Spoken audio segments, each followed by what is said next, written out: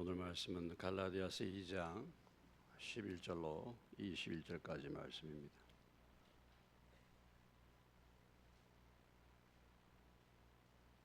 갈라디아서 2장 11절로 21절입니다. 교독하겠습니다. 게바가 안디옥에 이르렀을 때 책망받을 일이 있기로 내가 그를 대면하여 책망하였노라.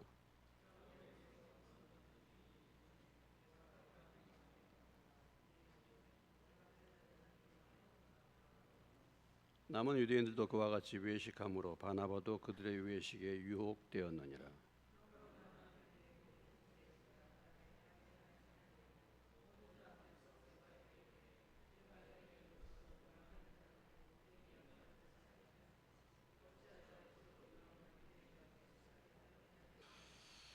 우리는 본래 유대인이요 이방 죄인이 아니로되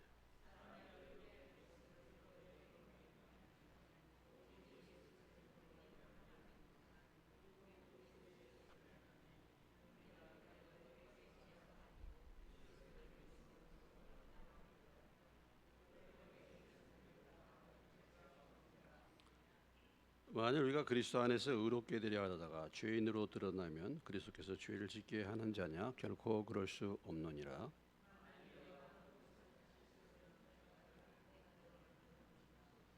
내가 율법으로 말미암아 율법에 대하여 죽었나니 이는 하나님에 대하여 살려 함이라.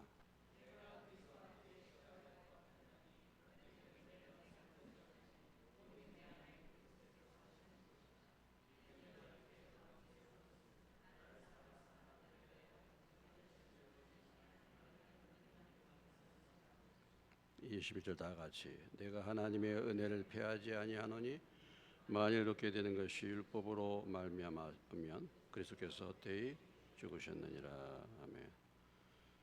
기도하겠습니다. 하나님 아버지, 말씀을 성령께서 해석해 주시고 풀어주시고 마음과 생각과 입술을 저를 주장하시고 들을 길을 주셔서 사모하는 마음 듣고 깨달을 수 있도록 은혜 베풀어 주옵소서. 예수님의 이름으로 기도합니다. 아멘.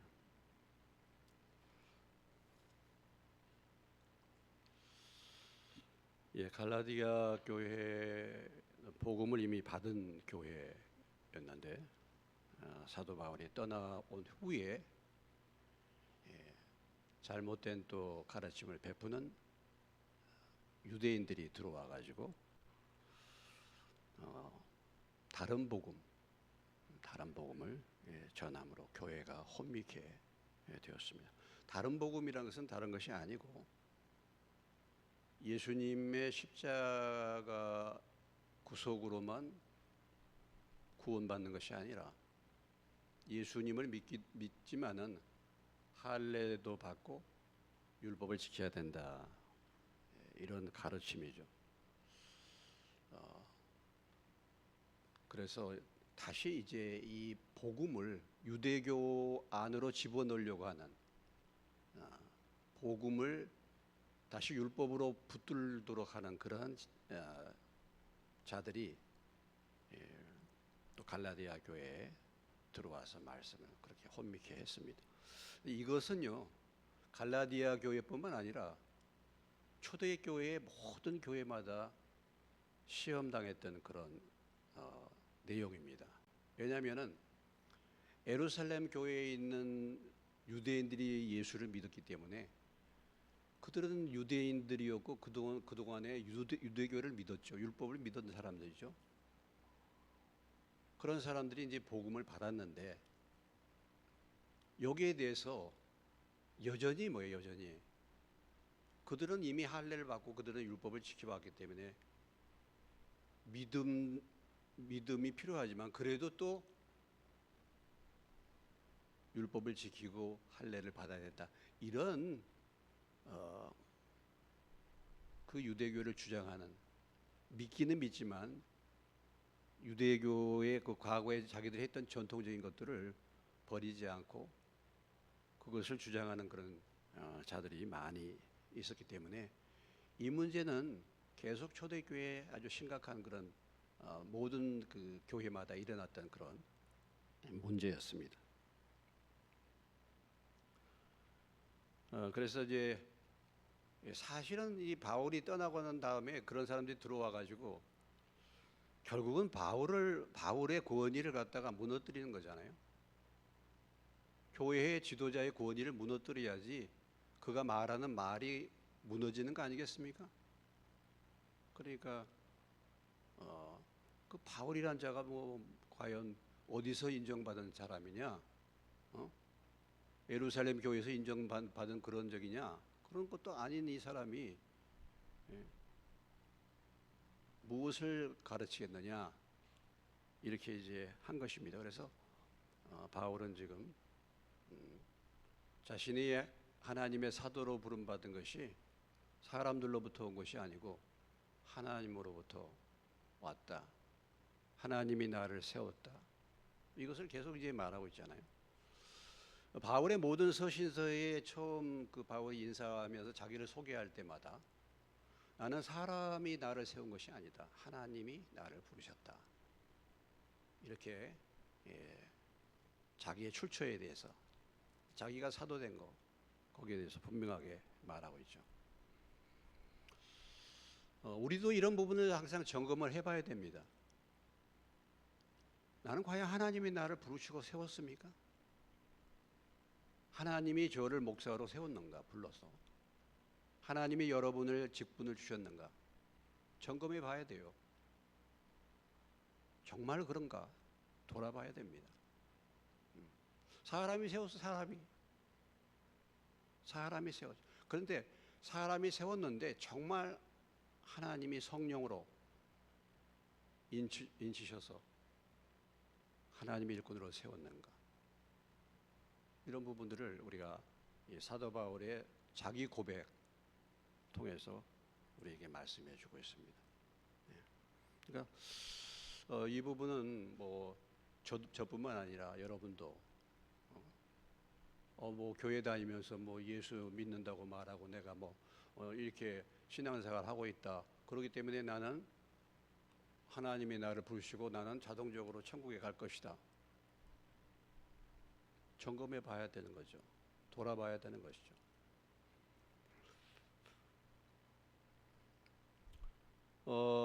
이런 문제 때문에 사도 바울이 예루살렘에 이제 14년 후에 올라갔다 그랬지 않습니까? 지난 말씀이요. 14년 후에 이제 올라가서 거기에서 디도를 데리고 갔는데 이 디도를 할례시키지 않았다.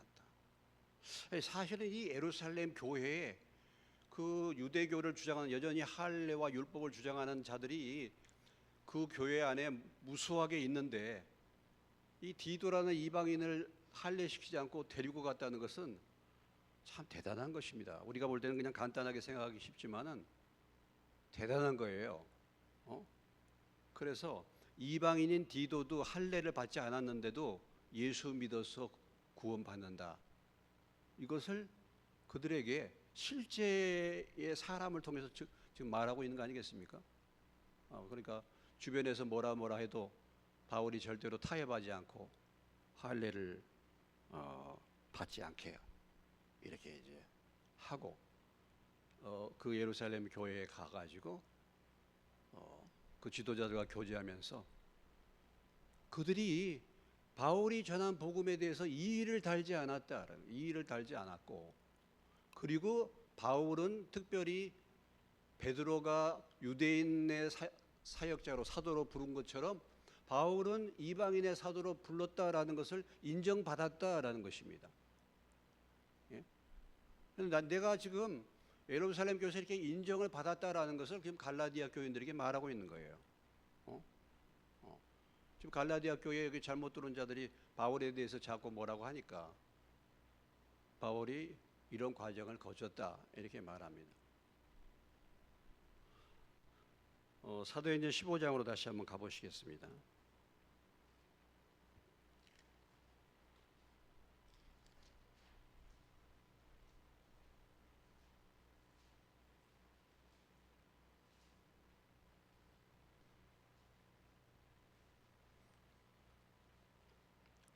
사도행전 15장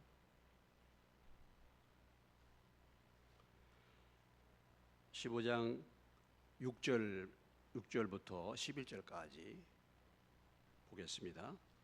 사도와 장로들이 이 일을 의논하러 모여 많은 변론이 있은 후에 베드로가 이나 같이 말하되 형제들아 너희도 알거니와 하나님의 이방인들도 내 입에서 복음의 말씀을 들어 믿게 하시려고 오래전부터 너희 가운데 나를 택하시고 또 마음을 아신 하나님이 우리에게와 같이 그들에게도 성령을 주어 증언하시고 믿음으로 그들의 마음을 깨끗게 하사 그들이나 우리나 차별하지 아니하셨느니라.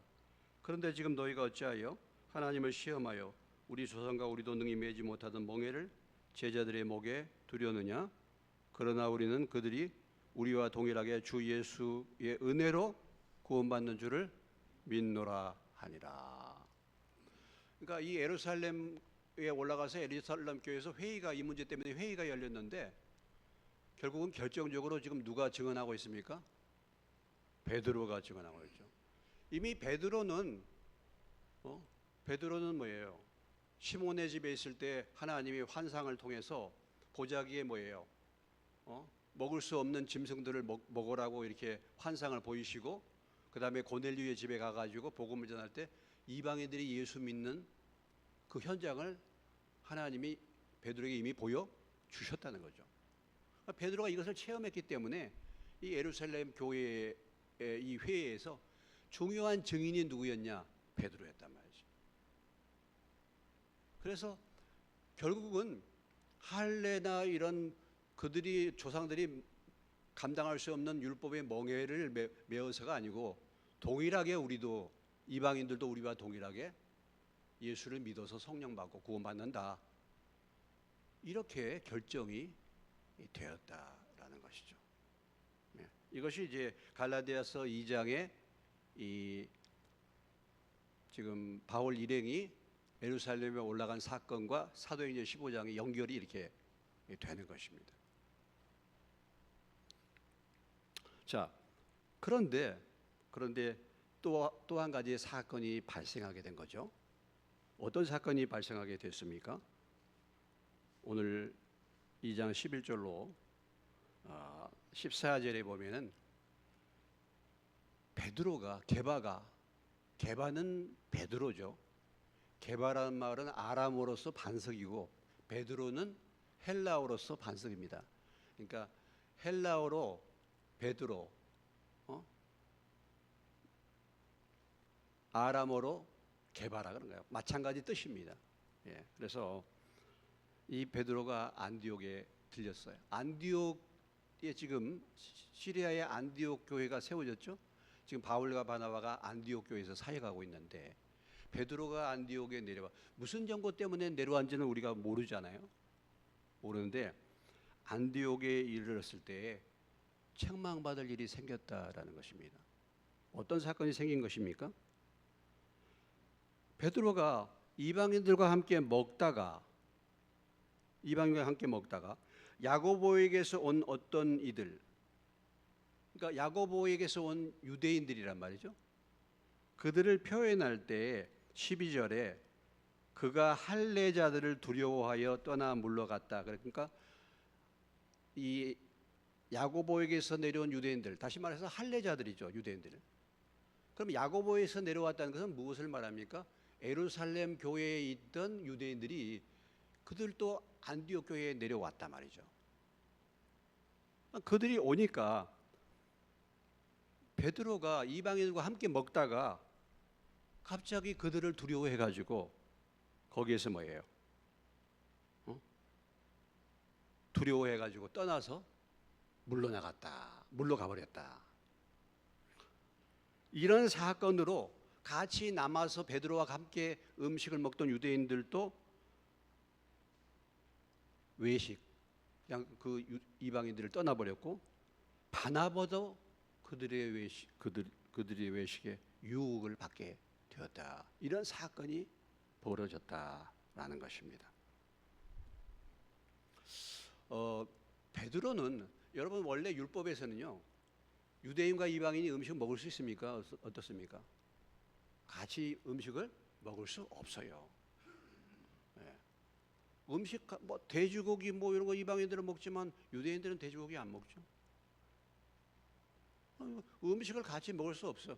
이방인이 회개해서 할례 받고 유대인으로 들어오면은 그건 상관이 없는데, 모든 이방인들은 그들의 입장에서 이방인들은 죄인이야. 개나 돼지와 다름없어요. 그러니까 유대인들과 이방인들은 원래 만나지를 않았습니다. 교제를 안 했어요.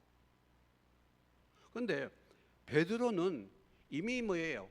하나님의 부르심을 따라서 고넬료의 집에도 갔죠. 이미 이방인들을 만났었습니다. 이방인들과 같이 식사도 하고 이방인들에게 복음이 증거되는 것을 이미 경험을 했습니다. 그래서 지금 안디옥에 와서도 이방인들과 음식 먹는 것이 지금 자유로운 거예요. 하나님이 이방인도 뭐예요? 복음 안에서 받으셨다. 그렇기 때문에 이제 이 벽이 무너진 거죠. 근데 이제 같이 몇 사람과 함께 유대인들과 함께 지금 이방인들과 함께 밥을 먹고 있는데 예루살렘에서 유대인들이 내려왔단 말이죠. 그러니까 갑자기 뭡니까?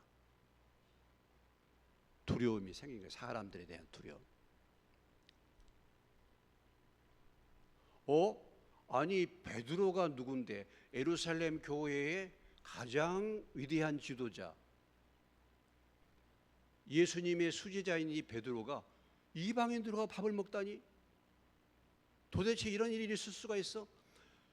예루살렘 교회에 할례 받은 유대인들 가운데는 그런 생각을 가지고 있는 사람들이 있죠, 여전히. 지금 이게 과도기라고 합니다. 과도기.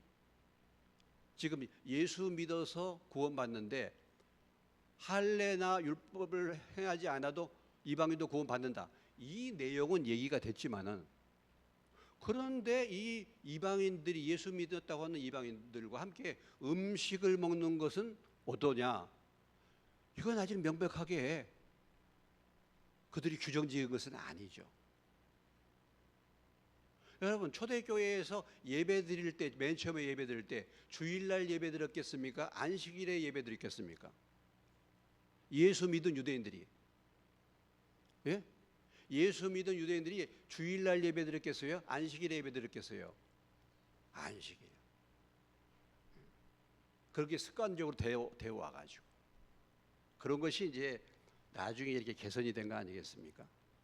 이 음식 먹는 것도.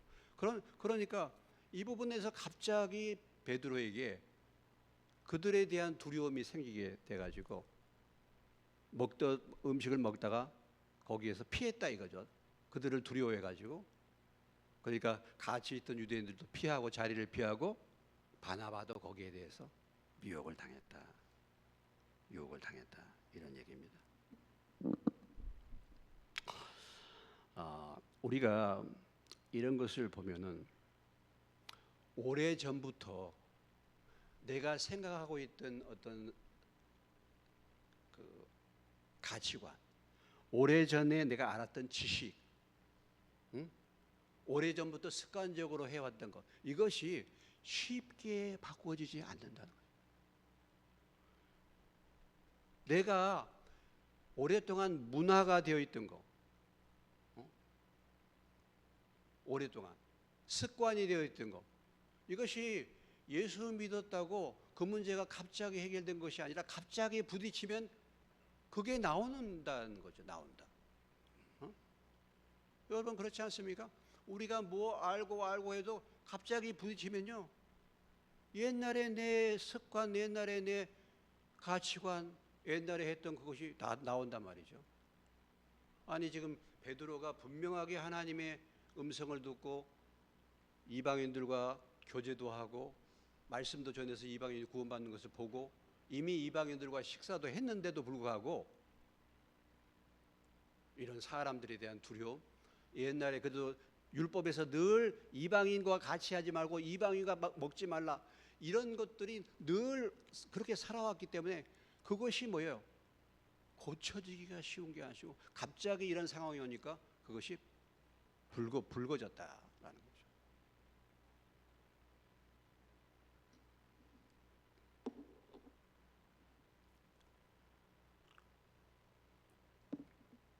한마디로 말해서 복음의 진리에 분명하게 서 있지를 못했다는 거예요. 한마디로. 그러니까 사도 바울이 14절에서 이렇게 말하고 있지 않습니까? 14절을 보시면요. 사도 바울이 여기에 대해서 책망을 하죠. 14절 읽겠습니다. 그러므로 나는 그들이 복음의 진리를 따라 바르게 행하지 아니함을 보고 모든 자 앞에서 개바에게 이르되 내가 유대인으로서 이방인을 따르고 유대인답게 살지 아니하면서 어찌하여 억지로 이방인을 유대인답게 살게 하려느냐 하고 책망을 했다라는 것입니다. 그러니까 복음을 분명히 받았는데 복음의 진리 가운데 바로 서지 못하고 바로 행하지 못하니까 일관성이 없단 말이에요. 일관성. 이런 사건이 벌어지니까 당장에 이런 외식하는 일이 벌어지게 된 것이다 라는 것을 우리에게 보여주고 있습니다.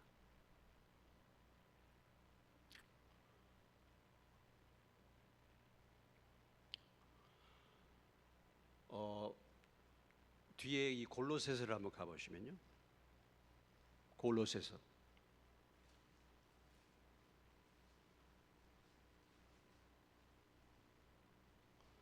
골로새 2장 16절 가보시겠습니다.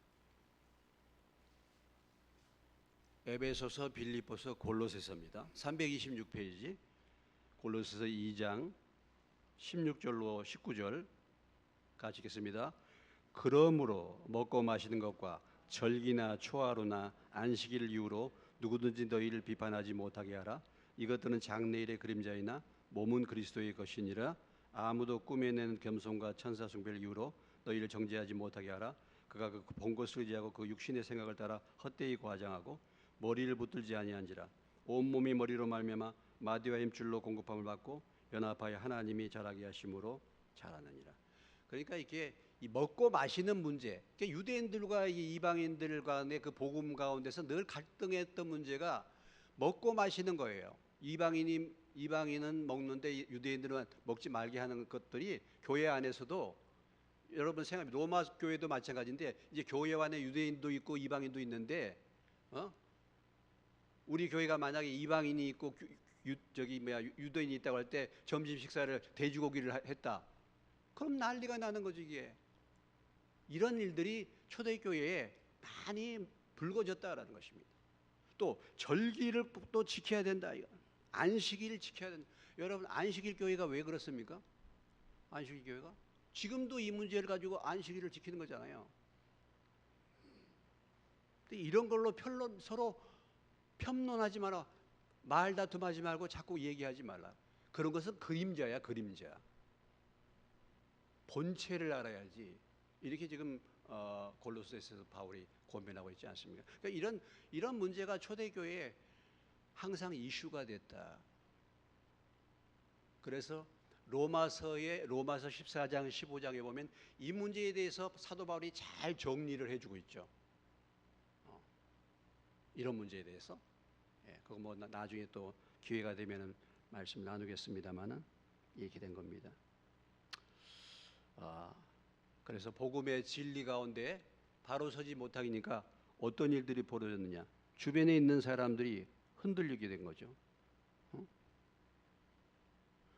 한 사람이 진리 가운데 서 있지 못하니까, 지도자가 진리 가운데 서 있지 못하니까 다른 사람들이 뭐야?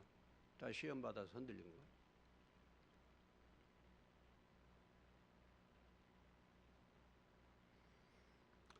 이런 문제가 발생했을 때 오늘 바울이 어떻게 했습니까? 바울이 베드로를 책망했다.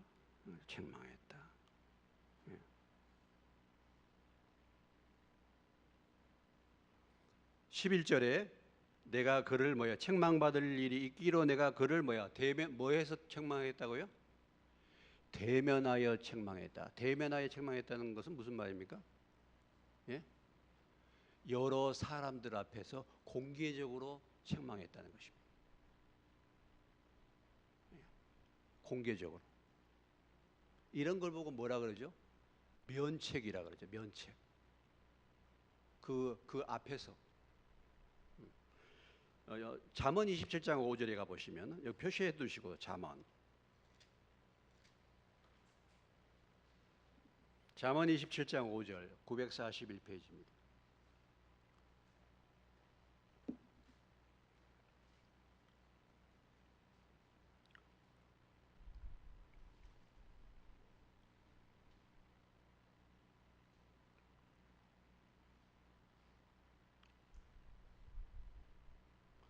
자, 5절 같이 읽겠습니다. 시작.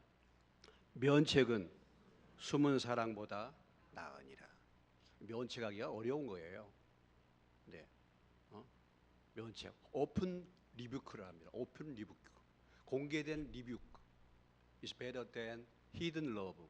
숨겨진 사랑, 그거보다 앞에서 책망하는 것이 더 낫다.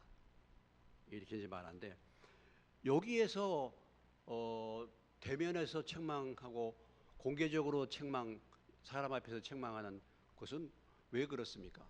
이것이 굉장히 복음의 진리를 오해시킬 수 있는 중요한 문제이기 때문에 그런 것이죠. 이것이 무슨 뭐 개인적으로 사사로운 그런 문제가 아니고, 이 문제는 정말 예수 그리스도를 믿는 믿음으로 구원받느냐, 믿고서도 할례 받고 율법을 지켜야 되느냐, 이런 부분의 문제를 다루는 거기 때문에요, 정말 중요한 문제죠. 우리가 어떤 관계들을 나눌 때 진짜 중요한 문제가 있고 중요치 않은 문제가 있을 수 있습니다. 이건 절대적으로 양보할 수 없는 그런 문제들이죠. 이런 복음에 대한 진리는 그런 거 아니겠습니까? 이건 절대적으로, 예를 들어서 성경은 하나님의 말씀이다. 이건 절대적으로 양보할 것이 아니죠. 이것은 목에 칼이 들어와도 지켜야 될 문제죠. 예수님이 부활하셨다. 이건 뭐 타협하고 양보할 문제가 아니죠. 그러니까 이거 지금 오늘 이 베드로가 행한 이 일은 굉장히 중대한 일이기 때문에 바울이 면책, 대면에서 책망을 했다라는 것입니다. 왜냐하면 복음의 진리를 가리울 수 있는 심각한 문제이기 때문에 그런 것이죠. 여러분, 이 바울이 베드로를 책망했다. 여러분, 이거 어떻게 생각하십니까? 베드로가 누굽니까? 예? 베드로가요, 천주교에서는 베드로를 초대 교황이라 그러잖아요. 수제자 중에 수제자잖아요, 베드로가. 베드로에 비해서 바울은 어떻습니까? 바울은 저 시골 교회 목사고 베드로는 총회장이야. 그런데 바울이 베드로를 대면에서 책망한 겁니다. 참, 바울이 대단한 사람이죠. 바울은 복음의 진리에 대해서 단호한 사람. 그러니까 하나님이 참 바울과 같은 사도를 쓰신 이유가, 바울은 분명하기 때문에 그렇습니다. 우리가 우리의 신앙생활이 이것도 아니고 저것도 아니고 그런 거 하나님 싫어하신다 그랬잖아요. 덥든지 차갑든지 미지근한 건 내 토하에 내친다 그랬잖아요. 믿으면 믿고 안 믿으면 말고, 여호와가 하나님은 여호와를 택하고 바알이 하나님은 바알을 택하고, 이게 바울은 바로 그런 사람이에요. 그러니까 바울이 그렇게 예수 믿는 사람을 잡아 죽였던 이유가 뭐냐면, 자기는 정말 이단을 죽인 거잖아요. 이단. 자기가 믿는 신앙, 그 율법을 따라서 하는 그 바리새인의 신앙, 이것이 전부인 것으로 알았기 때문에 하나님을 믿는 그 열심으로 사실은 예수 믿는 사람 그렇게 죽인 거잖아요. 그러니까 그 열심이 대단한 거죠. 그 열심이 대단한 것보다도 바울의 그 단호한 의지, 진리에 대한 분명한 의지, 이것을 하나님이 귀하게 보신 거예요. 그걸 귀하게 본 거예요. 저나 여러분도 마찬가지일 겁니다. 하나님이 어떤 우리가 하나님의 말씀을 붙들고 핍박이 오고 어려움이 온다 할지라도 그 말씀을 붙들고, 다른 것은 내가 포기한다 할지라도 말씀을 내가 붙들고 그렇게 주님을 따르는 그 단호한 심지가 견고한 그것을 하나님이 귀하게 보시는 것이죠. 바울이 이렇게 책망한, 또 아무리 초대교회에 대단한 인물이라 한다 할지라도 복음의 진리에서 벗어날 수 있다는 것입니다, 여러분. 복음의 진리에서 벗어날 수도 있고, 그러면은 그런 부분은 책망을 받을 수도 있는 것이죠.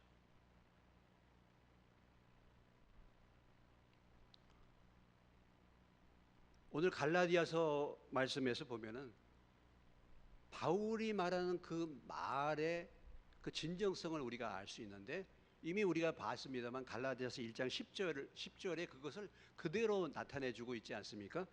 갈라디아서 1장 10절 다시 한번 우리가 보면은요, 바울이 지금 이 고백을 지금 이 베드로에게 대해서 분명하게 말하고 있는 거예요. 사실은 다시 읽겠습니다. 시작.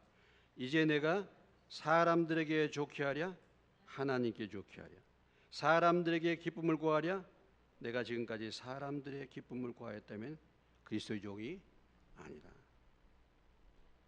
여러분, 정말 여러분이 하는 것이 정말 사람을 기쁘게 하는 그런 일들에 늘 관심이 있습니까? 아니면 하나님이 싫어하시는데도 계속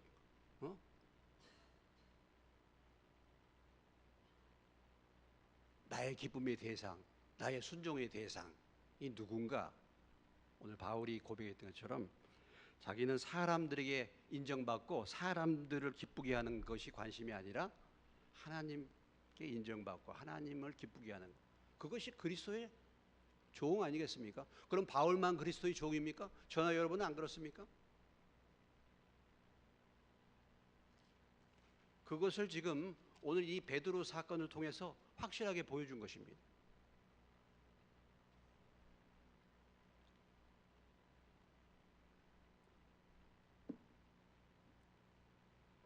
근데 참 보면은 이렇게 우리가 진리 가운데 서 있는 사람들은요, 이런 부분에 대해서 단호하게 책망하지 않습니까?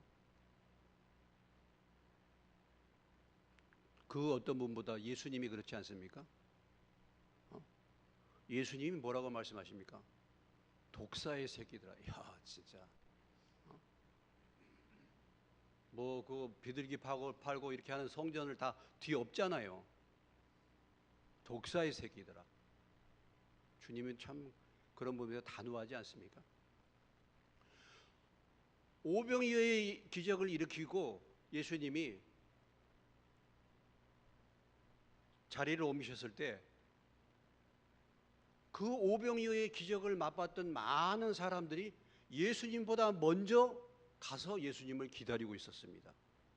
예? 많은 사람들이, 무수한 사람들이 먼저 갔었죠. 근데 예수님이 뒤에 도착해가지고 그들에게 한 말씀이 어떤 말씀했습니까? 뭐라고 말씀했습니까? 야, 정말 능력이 나타나니까 이렇게 많이 모였구나. 참 많이 모여. 너무너무 내가 기쁘다. 이렇게 많이 모였으니까. 그렇게 예수님이 말씀하셨습니까? 뭐라고 말씀하셨습니까? 너희가 나를 따른 것은 뭐예요?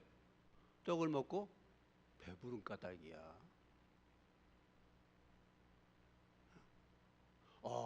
사람들이 막 몰려오고 그러면, 물론 저희 교회도 그렇죠. 사람들이 뭐 많으면 뭐 나쁜 거 아니겠죠. 분위기도 좋아지고 할 수도 있겠죠. 그런데 떡을 먹고 배부른 것 때문에 교회를 가득 채우는 교인들, 하나님과는 전혀 상관이 없이 마음의 사모함도 없고 하나님을 아직 믿지도 않는 종교 생활하는 종교인들로 교회가 가득 찬다고 한다면요, 그건 아무런 의미 없어요.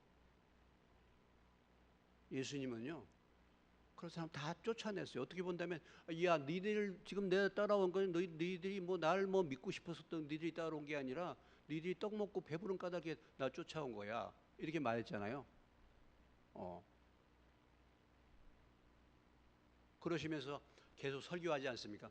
너희가 뭐 하늘에서 온 떡에 대해서 쭉 말씀하시고 너희가 나를 믿지 않는다.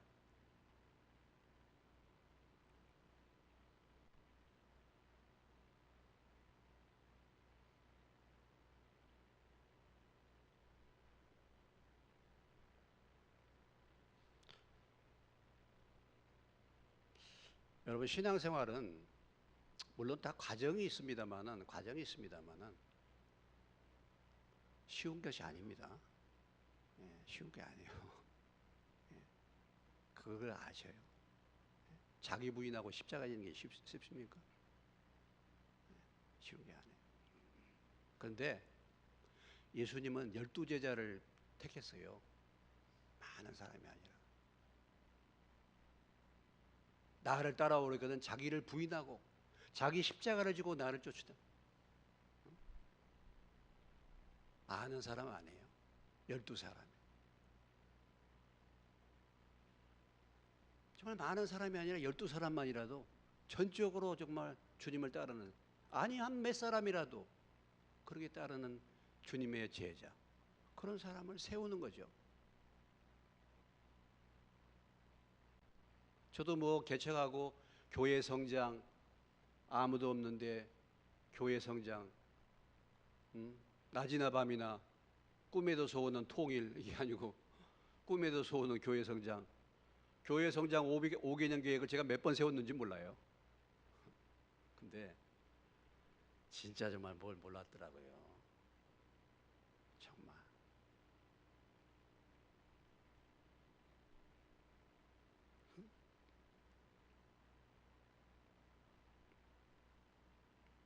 자, 베드로를 단호하게 책망하잖아요. 참, 뭐 지금 총회장님이신데 시골 목사가 총회장한테 이렇게 하면은 불이익 당하고 찍힐 수도 있고 막 그런데, 야, 참 대단한 바울입니다. 바울도. 근데 한 가지 더 대단한 것은 뭐냐면 베드로예요. 베드로. 베드로가 어떻습니까? 책망해서 책망을 받은 거죠. 베드로가 난리 쳤습니까?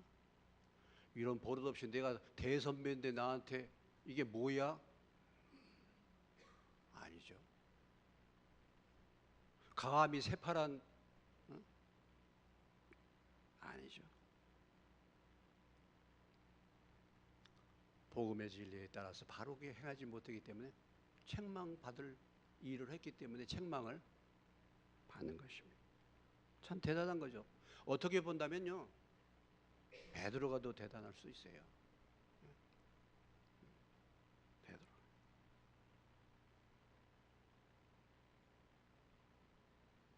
책망받기가 어렵습니다. 정말 그래요. 우리가 잠언에 가보시면 지혜라는 게 다른 게 아니에요. 지혜라는 게 지혜로운 자, 지혜는 다른 게 아닙니다. 지혜는 책망을 잘 받는 게 지혜예요.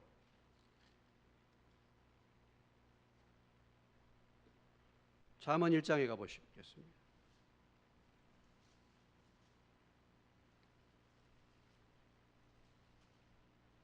1장 23절로 26절. 잠언입니다. 1장 23절 26절 읽습니다. 시작. 나의 책망을 듣고 돌이키라. 보라, 내가 나의 영을 너에게 부어주며 내 말을 너에게 보이리라. 내가 불렀으나 너희가 듣기 싫어하였고 내가 손을 폈으나 돌아받는 자가 없었고 도리어 나의 모든 교훈을 멸시하며 나의 책망을 받지 아니하였은즉 너희가 재앙을 만날 때 내가 웃을 것이며 너희에게 두려움이 임할 때 내가 비웃으리라. 책망 듣고 돌이키는 것이, 책망을 잘 받는 것이 지혜인데 책망 듣고 돌이키지 않았죠? 재앙을 만날 때는 하나님이 도와주지 않는다요.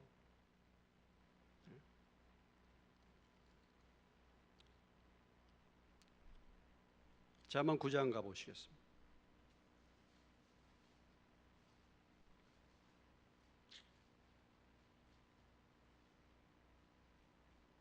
9장 7절로 9절까지 읽습니다. 거만한 자를 징계하는 자는 도리어 능욕을 받고 악인을 책망하는 자는 도리어 흠이 잡히느니라. 거만한 자를 책망하지 말라. 그가 너를 미워할까 두려우니라. 지혜 있는 자를 책망하라. 그가 너를 사랑하리라. 지혜 있는 자에게 교훈을 더하라. 그가 더욱 지혜로워질 것이요 의로운 사람을 가르치라. 그의 학식이 더하리라.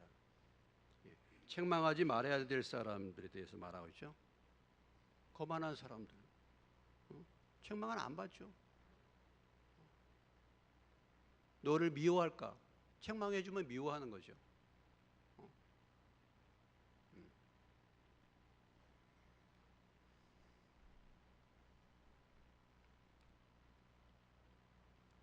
자, 12장 1절. 이 잠언에는 곳곳에 그거예요, 사실. 자, 12장 1절입니다. 잠언 12장 1절. 같이 읽겠습니다. 시작. 훈계를 좋아하는 자는 지식을 좋아하거니와 징계를 싫어하는 자는 짐승과 같다. 예. 이런 걸 싫어하는 사람은 뭐라고 그랬어요? 짐승과 같다 그랬어요. 짐승과 같다. 예. 15절에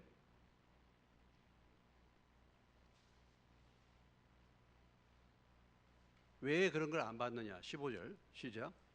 미련한 자는 자기 행위를 바른 줄로 여기나 지혜로운 자는 공고를 듣느니라. 자기가 옳으니까. 미련한 자의 특징은 뭐냐면 자기가 다 옳은 거예요. 그러니까 안 받는 것입니다. 13장 1절입니다. 계속 읽습니다. 지혜로운 아들은 아비의 훈계를 들으나 거만한 자는 꾸지람을 즐겨 듣지 아니하느니라. 18절 13장 읽습니다. 훈계를 저버리는 자에게는 궁핍과 수욕이 이르거니와 경계를 받는 자는 존영을 받느니라. 존영을 받느니라.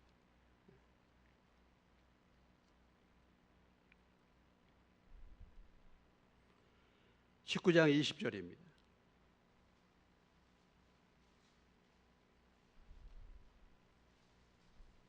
읽습니다. 너는 권고를 들으며 훈계를 받으라. 그리하면 내가 필경은 지혜롭게 되리라. 필경은 지혜롭게 되리라.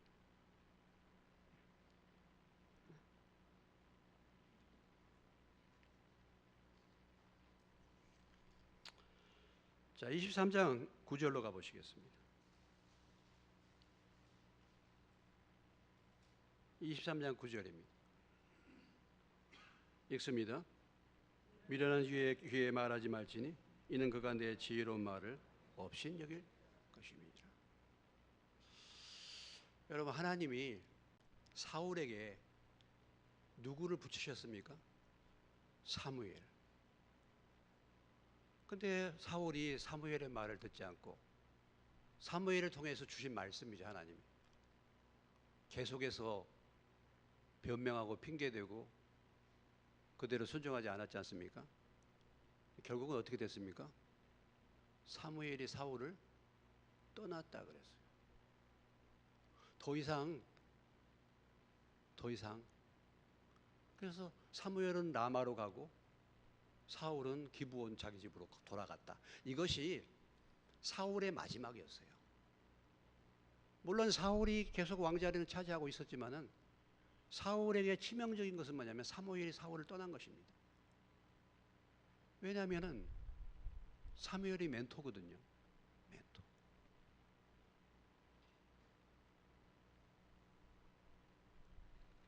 그래서 우리가 책망과 징계와 훈계를 잘 받는 것이 사실 참 중요한 겁니다. 지혜를 얻는 것입니다.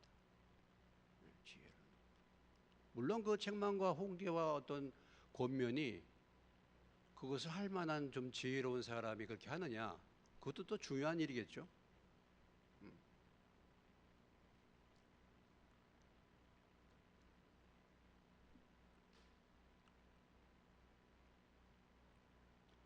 자, 오늘 다시 본문에 돌아오면 우리가 이 11절로 14절의 이 게바의 사건, 베드로의 사건을 통해서 다시 한번 저나 여러분에게 지금 내가 하나님의 복음의 진리, 말씀 가운데서 떠나서 바르게 행하지 못하고 있는 것이 뭔가, 내가 지금 책망받을 것이 뭔가를 우리가 살펴봐야 되지 않겠어요? 복음의 바른 진리, 복음의 진리 위에, 하나님의 말씀 위에 따라서 바르게 행하지 못한 것, 이건 책망받는 것이다. 책망받지 않습니까? 저도 그렇고 여러분도 그렇고. 내 삶에 아직도 말씀을 따르지 않는 것, 복음을 따르지 않는 것,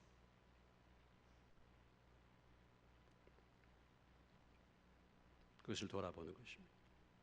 아무튼 이 바울의 참 베드로를 책망하는 사건,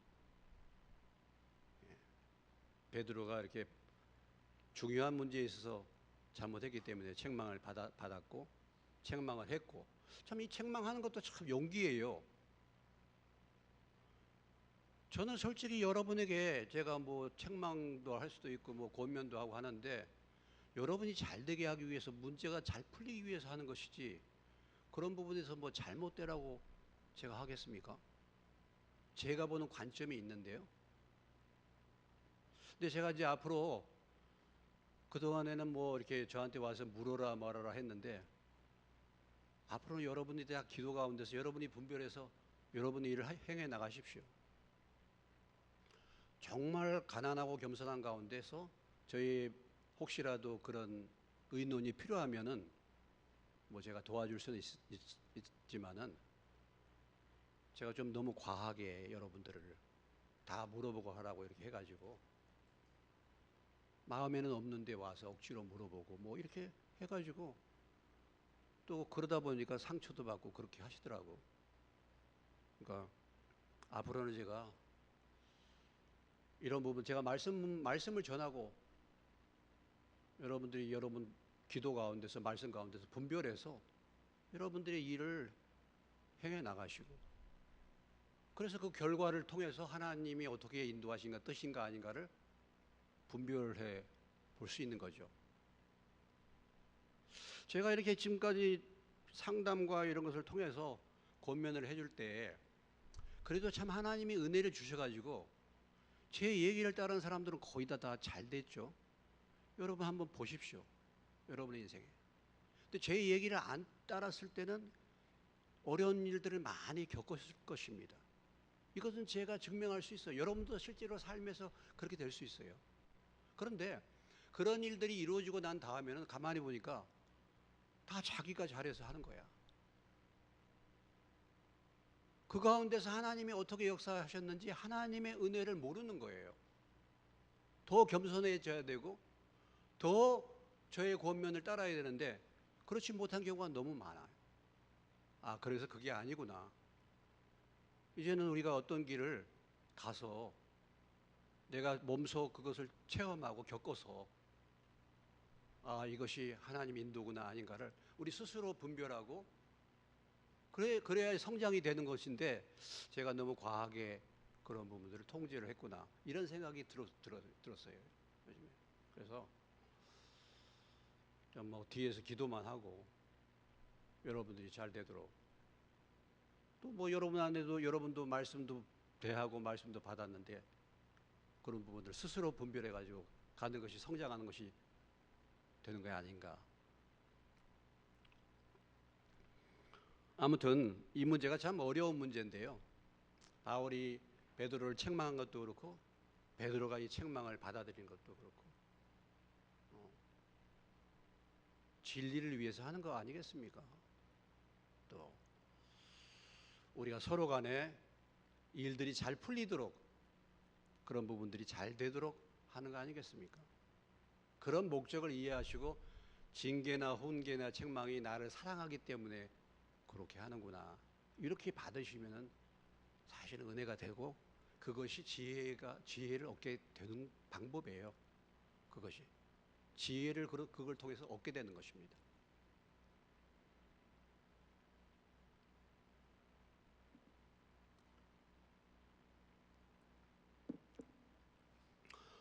우리가 생명을 잃는 경우는 두 가지거든요. 생명을 잃는 경우. 생명을 잃는 경우가 두 가지입니다. 첫째는 진단을 잘못해 준 거예요. 의사가 제대로 진단을 못하는 거예요.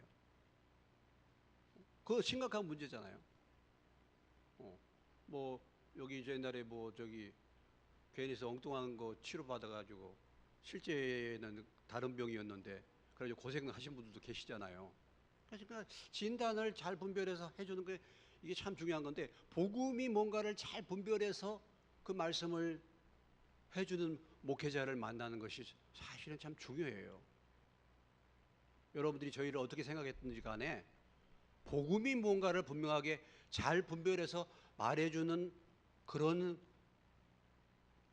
설교자, 지도자가 없기 때문에 사람들이 복음을 깨닫지 못하고 지옥 가는 것입니다.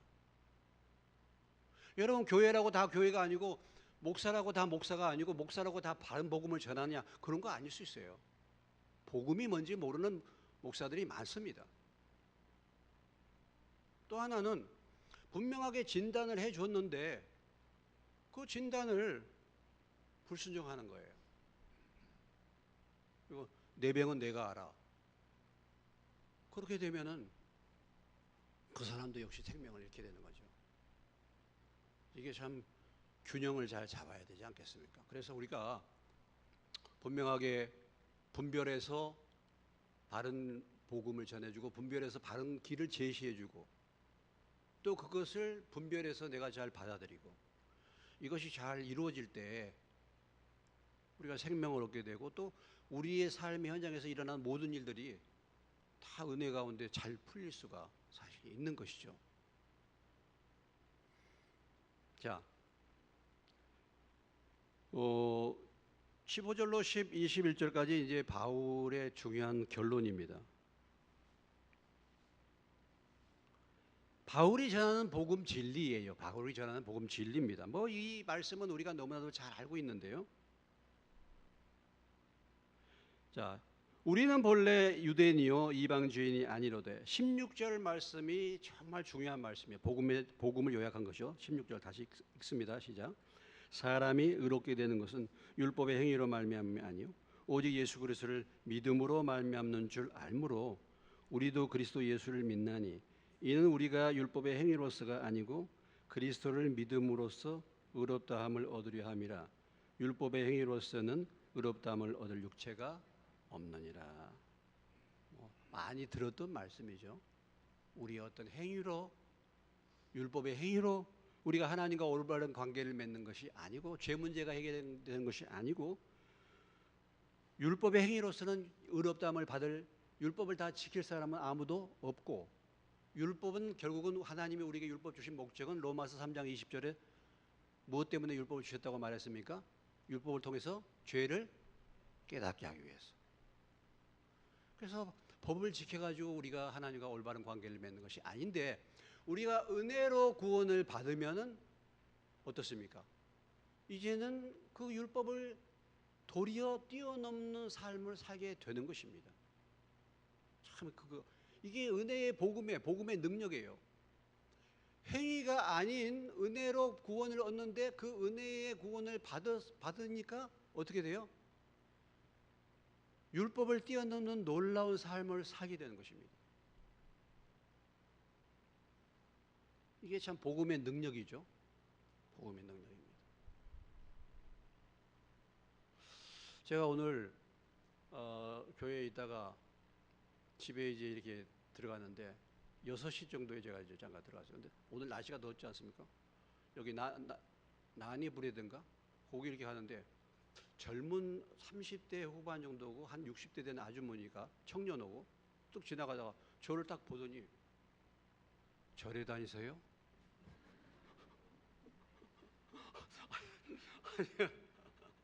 아니 참 제가 목사 티가 안 나는 모양이에요. 모자 하나 이렇게 뒤집어서 저를 보고 절에 다니시냐고 물어보는 거예요. 그래서 내가 하도 어이가 없어. 제가 목사라고 그랬더니 우리 수행하고 있다고. 그럼 아니 왜 이런 일이 없었는데 날씨도 더운데 자기들 수행하고 있다는 거예요. 그래서 뭔가 절에 다니고 수행을 좀 해봐라고 그걸 나한테 이제 전도하려고 절에서 그래서 내가 전도를 자주 안 했더니 좀 별별 사람이다. 그래서 제가 이제 그걸 받아가지고 바로 전도를 했죠. 예. 거기서 전도하려는 걸 잡아가지고 이제 전도를 했죠. 그리고 이제 죄에 대해서 얘기하고 결국은 뭐냐? 수행해서 착한 일을 해야 된다는 거 아니겠습니까? 도 닦아서 행한다 이거야. 결국은 뭐냐면 오늘 말씀이에요. 율법의 행위로 우리 주변에 있는 모든 종교, 모든 윤리 이것이 다 뭡니까? 구원의 길이 뭡니까? 다 뭔가 계명을 지켜가지고 간다는 거예요. 한번 돌아보십시오. 힌두교, 뭐 불교니 뭐니 다 뭐예요? 법을 지키는 거예요. 계명을 지켜서 뭔가 도를 닦고 그렇게 해서 좋은 데 가는 거 아니겠습니까? 그런데 내가 그거 이제 또 그 말씀을 나누면서 또 오늘 이 말씀과 연결돼서 내가 이 은혜의 복음, 정말 하나님의 은혜로, 아니 내가 내 인생이 그렇게 지금도 살 수 있을 거 아니에요. 교회 다니면서도 여전히 그럴 수 있습니다. 나의 어떤 행위를 붙들고 이렇게 있을 수 있어요. 그러나 내가 행한 것은 죄밖에 없는데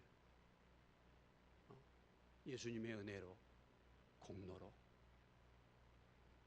의롭다, 구원받았다, 이것을 생각하니까 참 이게 얼마나 감사한 일인지,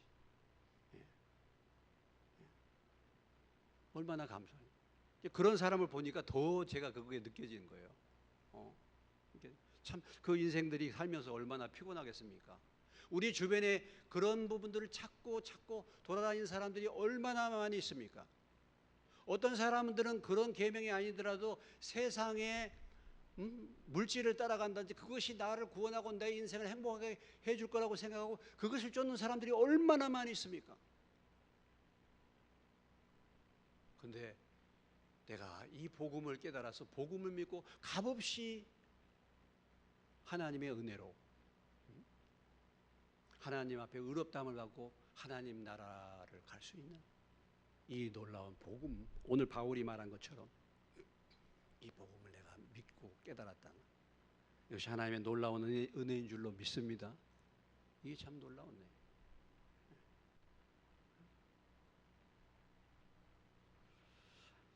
저나 여러분이나 율법을 지켜서 철저하게 살려고 그렇게 인생을 살아오지도 않았기 때문에 크게 그것이 얼마나 힘든지 어떤지는 또 모를 수도 있어요. 저도 무슨 계명을 철저하게 지키려고 그런 속에서 산 것도 아니고 다 제멋대로 옛날에 살았는데 유대인들 한번 생각해 보세요. 이들은 철저하게 그 계명대로 살려고 얼마나 노력했겠습니까? 그 짐이 얼마나 무거웠겠습니까? 그런데 이 복음으로 바울이 그러잖아요. 자유를 얻은 거잖아요. 자유. 이것이 하나님의 은혜인 줄로 믿습니다. 하나님의 은혜. 20절 한 절 읽고 마치겠습니다. 20절 갈라디아서 2장 20절 우리가 잘 아는 말씀입니다. 너무 유명한 말씀인데 바로 여기에서 나왔구나 이 말씀이. 이 말씀의 흐름이 바로 여기서 나왔구나. 바울이 복음을 말하면서 여기서 나왔구나. 20절 읽겠습니다. 내가 그리스도와 함께 십자가에 못 박혔나니 그런즉 이제는 내가 사는 것이 아니요 오직 내 안에 그리스도께서 사시는 것이라. 이제 내가 육체 가운데 사는 것은 나를 사랑하사 나를 위하여 자기 자신을 버리신 하나님의 아들을 믿는 믿음 안에서 사는 것이라. 내가 십자가에 못 박혔다. 그렇죠? 십자가에 못 박혔다. 우리가 흔히 못 박혀 죽었다 할 때, 십자가에 못 박혔다 할 때 세 가지를 생각합니다. 하나는 내가 어디에 대해서 죽었는가? 세상에 대해서 못 박혔다. 세상에. 율법에 대해서 못 박혔어요. 율법. 그러니까 결국 율법대로 살지 못한 건 죄 아닙니까? 죄에 대해서 내가 못 박혀. 율법에 대해서. 그리고 또 한 가지 있습니다. 뭡니까? 내 자신. 내 자신의 욕심대로 사는 내 자신이 못 박혔어요. 그래서 이제 내 안에 주님이 사신 것입니다. 이제는 주님의 생명으로 사는 거 아니겠습니까? 이제는 주인이 바뀐 거 아니겠습니까? 이것이 오늘 갈라디아서 2장 20절의 말씀이에요. 내가 죽을 때 주님이 나타나잖아요. 그래서 나는 날마다 죽노라고 바울이 고백했죠. 오늘 내가 죽고 그때 주님이 나타나. 근데 내가 죽기가 참 힘들어요. 내가 펄펄 살았어요. 그러나 우리가 복음으로 역사하면 인생이 바뀌는 거 아니겠습니까? 아직도 내가 옛날에 그거 하나 다스리지 못하는 그런 복음이 내게 임해서 그런 능력이 없습니까? 복음은 모든 사람들을 구원하는 하나님의 능력이라 그러는데, 어떤 죄와 어떤 사망에서 우리를 구원하는 능력인데, 내가 복음을 믿고 예수를 믿었는데 내 작은 거 하나 고치지 못하는 그런 능력 없는 복음, 과연 하나님의 능력이, 복음의 능력이 내게 있는가? 우리가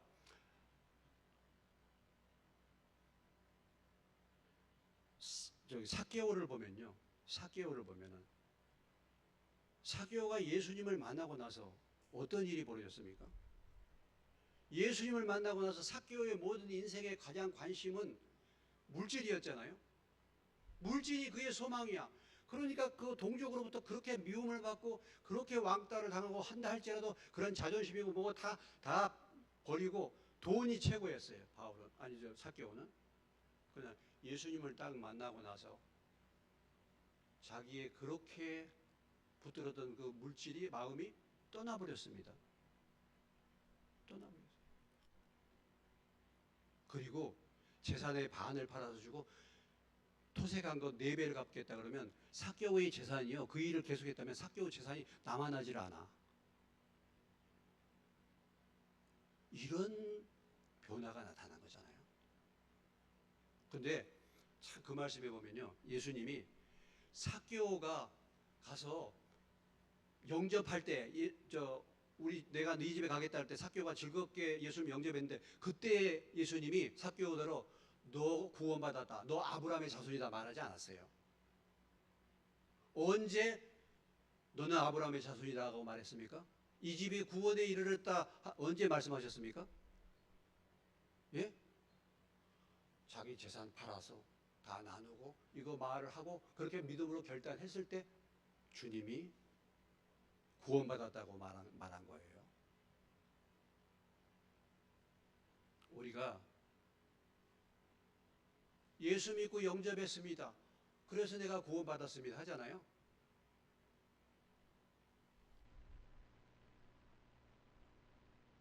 내 인생의 삶의 변화가 나타났습니까? 정말 예수님이 나의 주인이 되셨습니까? 아니 뭐 과거에는 그러다가 지금 좀 시험 들어서 그렇습니다, 그럴 수도 있습니다만, 정말 이게 바뀌면요, 아마 여기 있는 몇 사람만 정말 그렇게 바뀌면은 교회가 완전히 달라질 거라고 생각돼요, 저는요. 오늘 갈라디아서 2장 20절 우리가 잘 암송하는 말씀입니다. 내가 다시 한번, 복음은 내가 십자가에 죽고 이제는 예수의 생명으로 내가 사는 것, 그 삶이 복음이라는 것을 기억하시고, 바른 복음, 참 복음, 복음의 진리 가운데서 서서 주님을 믿고 날마다 우리가 죽고 주님이 우리를 통해서 사는 그런 삶의 열매로 주님을 섬길 수 있는 저와 여러분 되시길 주의 이름으로 축원합니다.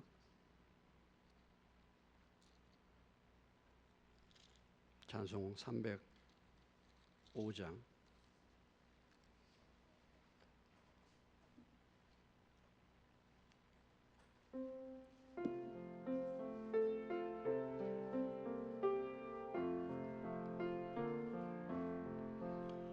나 같은 죄인 살리신 주 은혜 놀라워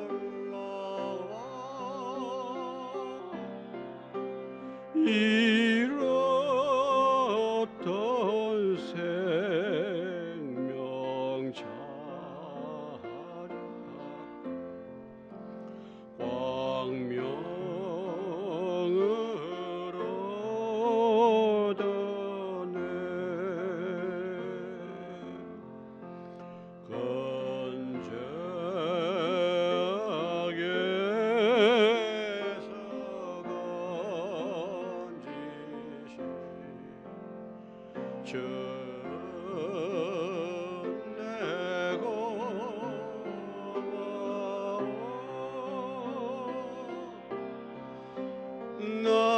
처음 믿은 것이가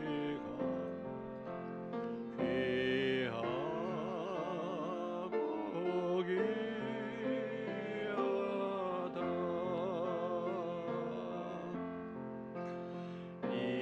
이제껏 내가 산 것도 주님의 은혜라. 또 나를 장차 본향에 인도해 주시니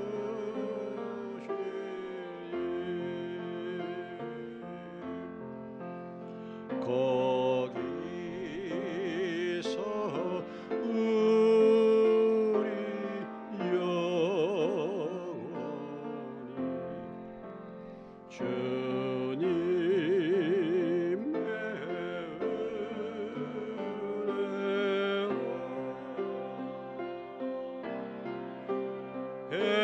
해처럼 밝게 살아서 주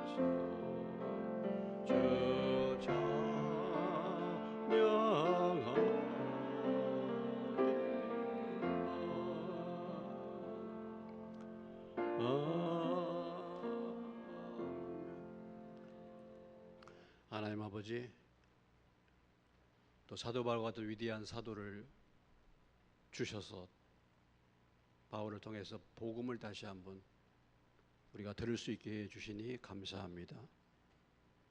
복음의 진리 가운데 바로 행하지 못한 그런 부분들이 저희들에게도 있는지 다시 한번 돌아보게 도와주시고, 우리가 책망받을 것이 있다고 한다면 성령님께서 책망해 주시고 저희들 겸손하게 변화될 수 있도록 은혜 베풀어 주시기를 원합니다. 복음의 진리 위에 저희들이 바로 설 수 있도록 은혜를 베풀어 주시옵소서. 하나님 아버지, 많고 많은 사람들 가운데 저희가 무엇이 가운데 정말 예수 그리스도의 구속을 통해서 믿음으로 은혜로 구원받는 이 복음을 우리가 듣고 믿을 수 있는 이 놀라운 은혜를 주신 것을 참으로 감사드립니다. 이 은혜를 잊지 않게 도와주시고 이 은혜에 늘 감사하게 도와주시고 이 은혜로 인하여 이제 주님을 위해서 우리 자신을 온전히 십자가에 못 박고 이제는 주님이 우리를 통해서 사는 삶을 살아갈 수 있도록 날마다 죽는 삶을 사는 저희가 되게 해 주옵소서. 힘으로 되지 않고 능으로 되지 않고 하나님의 성령으로 되는 줄로 믿사오니 우리의 마음과 생각을 늘 성령님께서 붙잡아 주시기를 원합니다. 귀한 예물을 드린 손길을 축복하시고 늘 복음의 진리 가운데서 바로 행할 수 있도록 은혜를 베풀어 주시옵소서. 예수님의 이름으로 기도합니다. 아멘.